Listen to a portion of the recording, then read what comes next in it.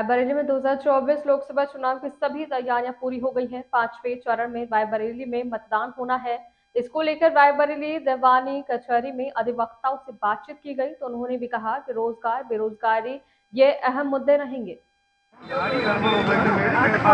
जहां उन्होंने अपनी बातचीत में कहा कि रोजगार, बेरोजगारी ये अहम मुद्दे हैं। लोकसभा चुनाव में चाहे जो प्रत्याशी आए, हम लोग विकास के मुद्दे पर वोट ही करेंगे और अभी तक ना ही बीजेपी ने अपने खाते खोले हैं, ना ही कांग्रेस ने। ये कहीं ना कहीं एक असमंजस की स्थिति बनी हुई है। फिलहाल सभी अधिवक्ताओं की प्रतिक्रिया अलग अलग आई। 2024 लोकसभा चुनाव का बिगुल बज चुका है। अधिसूचना जारी हो गई है। पार्टियों में उठा पटक का दौर जारी है। इस बीच हम हैं रायबरेली के दीवानी में। हमारे साथ हैं कुछ अधिवक्ता। मैं इनसे बात करूंगा 2000 लोकसभा चुनाव में क्या रहेगा, क्या इनकी सोच है, क्या रणनीति है, ये लोग क्या चाहते हैं। भैया अपना पूरा परिचय दे दीजिए। सुभाष कश्यप। इस बार लोकसभा चुनाव 2024 किस मुद्दे पे आप लोग वोट करेंगे? विकास, रायबरेली में विकास होगा। सर परिचय दीजिए अपना पूरा। गोपाल अवस्थी। इस बार किन मुद्दों को लेकर आप लोग लोकसभा चुनाव 2024 में? जो राम को लाए हैं हम उनको लाएंगे। प्रत्याशी चाहे जो भी हो, कमल का फूल खिलाएंगे। क्या परिचय है आपका? अभिषेक त्रिवेदी, एडवोकेट। 2024 लोकसभा चुनाव में क्या होगा इस बार?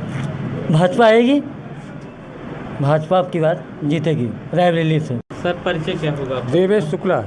इस बार 2024 के लोकसभा चुनाव में क्या रणनीति है और अधिवक्ताओं की क्या सोच है? अधिवक्ताओं की सोच ये है, भारतीय जनता पार्टी सरकार जब से आई है, राष्ट्रवाद हो, धारा 370 हो, अयोध्या का मामला हो, काशी का हो, लगातार यहाँ सांसद कांग्रेस की रही सोनिया गांधी चाहती तो रायबरेली हाईटेक सिटी हो जाती है, लेकिन कुछ हुआ नहीं। एक बार आती हैं, 5 साल गायब रहती हैं। जो भी विकास अब हो रहा है पूरे देश में दिखाई पड़ा है, भाजपा सरकार विकास कर रही है। तो क्या होगा इस बार रायबरेली? रायबरेली इस बार भाजपा जीतेगी। क्या परिचय है पूरा? शुभम अवस्थी, एडवोकेट। देखिए, लोकसभा चुनाव जो ये बिगुल बच चुका है, बहुत अच्छी बात है, मगर ये अपने रायबरेली की हम बात कर रहे हैं। ये बहुत स्पष्ट तौर पे आपको पत्रकार महोदय में ये बता दें कि अब की बार यहाँ से कांग्रेस का किला जो अभेद था उसको ढहाने में भाजपा पूरी तरीके से कामयाब होगी। ऐसे मुद्दे हैं, देखिए, जो इंटरनेशनल मुद्दे थे, जैसे 370 हटाया उन्होंने और इतना भव्य राम मंदिर, और लोग कहते हैं कि राम मंदिर से कोई बेरोजगार रोजगार नहीं मिलेगा। राम मंदिर से अरबों रुपए का राजस्व भारत सरकार पैदा करेगी, जो कि जनता के विकास कार्यों में, विभिन्न कार्यों में ही लगना है। और भी भाजपा के कई ऐसे कार्य हैं, जैसे आप समझ रहे हैं कितने गरीबों को राशन बांटना, बिना भेदभाव के सरकारी नौकरियां। ठीक है, ये पुलिस की भर्ती निकली थी, वो भी उसमें धांधली की शिकायत जैसे ही मिली, भाजपा सरकार ने इसको कैंसिल करके तुरंत नई तिथि इसकी नियत कर दी है और ये भर्ती पूरी तरीके से पारदर्शी होगी। कोई दिक्कत वाली बात नहीं है। भाजपा अब की बार 400 के पार। क्या लगता है इतनी देरी क्यों प्रत्याशी घोषित करने में भाजपा और कांग्रेस ने अपने 4 बार सर्वे कराए हैं, सर्वों में कांग्रेस फेल हो रही है, क्योंकि यहाँ का ब्राह्मण मतदाता अब की बार भाजपा के साथ जा रहा है। मूल वोटर भाजपा, वो ब्राह्मण जो था यहाँ का कांग्रेस में दे रहा था, अब की बार वो जा रहा है भाजपा में, इसलिए सर्वे फेल हो रहे हैं कांग्रेस के यहाँ से। क्या परिचय है आपका? कांसु शुक्ला। आप अधिवक्ता हैं और क्या सोच रहे हैं, किस उम्मीद से अब की बार वोट करेंगे? भाजपा काम कर रही है और भाजपा के साथ रहेंगे हम लोग। इतना देर क्यों कर दिया कांग्रेस और भाजपा ने प्रत्याशी घोषित करने में, इसके क्या कहेंगे? ये अब ये राय तो इसलिए आपको क्या लगता है क्यों इतना देर कर दिया कांग्रेस और भाजपा ने प्रत्याशी? एक दूसरे को देख रहे हैं दोनों पार्टियां हैं, और पहले भाजपा ही घोषित करेगी अपनी प्रत्याशी। देखिए, जहाँ पर रायबरेली की बात आती है, कांग्रेस और बीजेपी की प्रत्याशी की बात, देखिए, बहुत हिंदुस्तान का बहुत अभेद किला है और यहाँ कोई ना कोई, हर व्यक्ति संसद में है, हर पार्टी संसद में है कि किसको उतारा जाए, क्योंकि कोई भी अपना गेम मान के चलिए, अपना कमान खाली नहीं छोड़ना चाहता है। तो ये भी है कि यहाँ से कोई ना कोई अच्छे प्रत्याशी आएंगे और विकासशील प्रत्याशी आएंगे, जो इसका रायबरेली का कुछ नया। भाजपा यूपी में 80 में 80 सीटें जीतने का दावा करती है। देखिए, मैं इस पर तो नहीं मानता हूं, क्योंकि देखिए किसी भी शासन सत्ता रही है ना, हमेशा रही है। 80 में 80 की जो बात, मैं इस पर नहीं मानता हूं। अब ये देखा जाता है कि भाई जो बीजेपी ने जो विकास के मुद्दों पे लेकर आई थी, शिक्षा के मुद्दों को लेके आई थी, शिक्षा सुलभ होगी, शिक्षा सरल होगी वो क्या मुद्दा उसने किया है, और ये तो हर व्यक्ति वोट बंद होता है, इसमें कुछ हमारा कुछ कहना उचित नहीं होगा। सर, किन मुद्दों को लेके इस बार आप वोट करने जाएंगे? वोट करने की बात यह है कि मुद्दे बहुत सारे हैं, खासकर रायबरेली जनपद की। और रायबरेली जनपद में कांग्रेस ने बहुत कुछ दिया है, इवन पूरे देश को दिया है।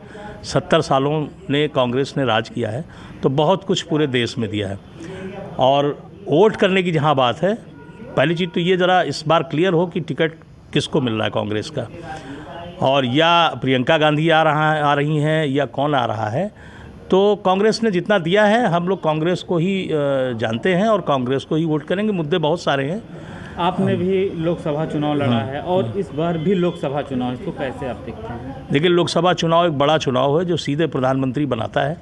लेकिन रायबरेली जनपद की बात करें तो रायबरेली जनपद और अमेठी कांग्रेस के नज़रिए से हमेशा भावनात्मक लगाव एक जनता का रहा है, कांग्रेस के साथ रहा है।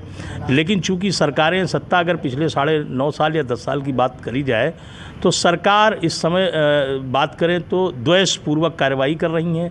आप चाहे आम आदमी पार्टी के अरविंद केजरीवाल को देख लीजिए, चाहे जो भी सभी नेताओं को जेल भेजने का, कांग्रेस के अकाउंट को सीज करने का, इस तरह की जो भारतीय जनता पार्टी की राजनीति है वो ठीक नहीं है, द्वेषपूर्ण राजनीति है। क्या कहें कि देश किस तरक्की में जाएगा, कि किस गर्त में जाएगा देश, ये बड़ा सवाल है। कांग्रेस और भाजपा प्रत्याशी घोषित करने में इतना देर क्यों लगाते हैं, कैसे देखते हैं? भाजपा का तो भाजपा वालों से पूछिए। कांग्रेस की स्थिति ये है कि अभी जो भी वहाँ पर विचार विमर्श चल रहा है, नेतृत्व का सबसे बड़ा मामला फंसता है। उनके यहाँ भी पार्लियामेंट्री बोर्ड का मामला फंसा है।